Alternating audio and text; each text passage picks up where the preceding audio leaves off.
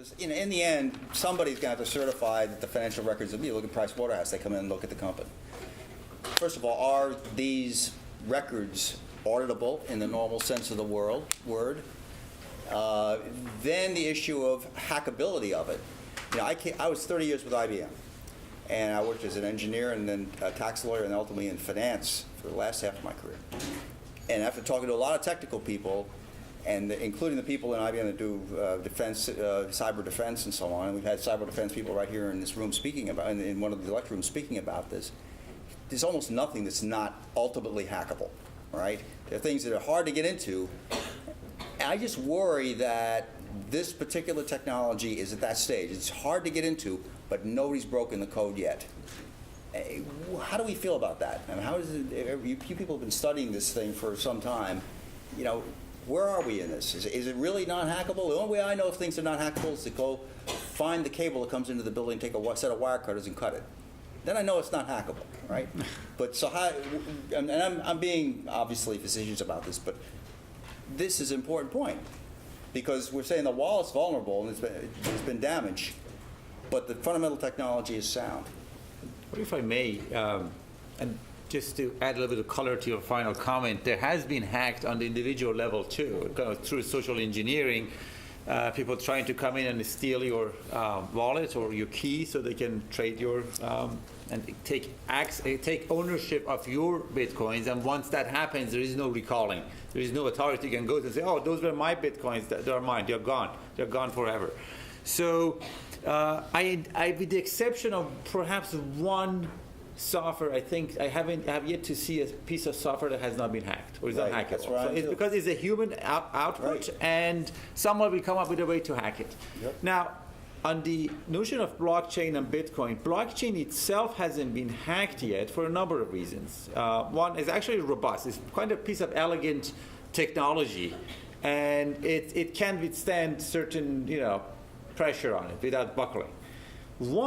The second, number two, is the fact that if you are a black hat hacker, i.e. hacker who has nefarious purposes, if you want to steal money, you want to be able to use the money, i.e. you don't rob a bank by bringing down the financial system, because if you do it, you can't spend the money. So even if there is someone out there who has found a way to hack, let's say, blockchain, they probably prefer to steal money from, where the money resides. And they could keep the network intact, so they could still trade and be able to sell and monetize and so on and so forth. So it is hackable. I mean, anything you could, in theory, anything that I've been in this business long enough to know that anything that can happen will happen. So eventually, that's Murphy's law. So eventually, yes, it's possible that Bitcoin as the blockchain, the foundational blockchain on Bitcoin could be hackable, but so far it looks optimistic. I'm not optimistic that's going to happen overnight. But again, don't take me to court because I've been proven wrong on the hacking front. On the audit question that you asked before, yes. Robert, sorry, can I just add one point on the hack before you switch to the audit? So, and I don't understand the math, the cryptography, or most of the other technical stuff, but I do think in the white paper, Satoshi Nakamoto tries to lay out why it shouldn't be hackable, given both the distributed nature of the technology and the amount of processing power that would be needed in order to hack the blockchain. There was, I think, a paper over the summer about how quantum computing might have sufficient computing power in order to hack a blockchain. But I think somebody's developed even a solution to, or at least a tentative solution to that problem. So again, I speak from no knowledge other than having read a few things, but it does seem that hacking blockchain is virtually impossible. See, I worry about somebody getting into the system, not hacking it, breaking it apart, or disrupting it, but getting to cipher off the cryptocurrencies, right? And that should be impossible. Hiding in the system, right? But it should not be possible because of the distributed nature of it and because of the amount of computing power it would take to change the blocks and to change the blocks. right? When there's a change of blocks, and this may be something that people have heard of, this concept of a hard fork. So when there's a fork in the blockchain, essentially what happens is a group of people say, you know what, we're not going to continue using the Bitcoin blockchain the way it's been used. We're going to fork it and use it a different way. That's Bitcoin Cash, by the way, and there've been there's Bitcoin Gold and whatnot. But that is something that is detectable by the system and has to be agreed by the group that forks it. It can't happen, we think, surreptitiously. What can happen surreptitiously, what everybody's alluded to, is hacking somebody's wallet. So if you are one of the peers in the peer-to-peer system and somebody gets your private key, then they have access to your wallet and there's nothing you can do about it. But you could kind of hack, you could kind of force the fork if you win over 51+% of the majority. So. And again, the math, I think, says that is virtually impossible. But the 51%, I don't think Satoshi predicted the usage, the advent of mining pools.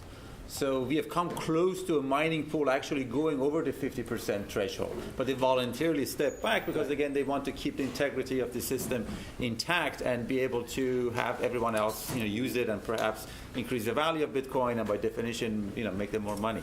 So, but again, as I alluded to before, do not underestimate the ingenuity of human creativity in doing good things and bad things.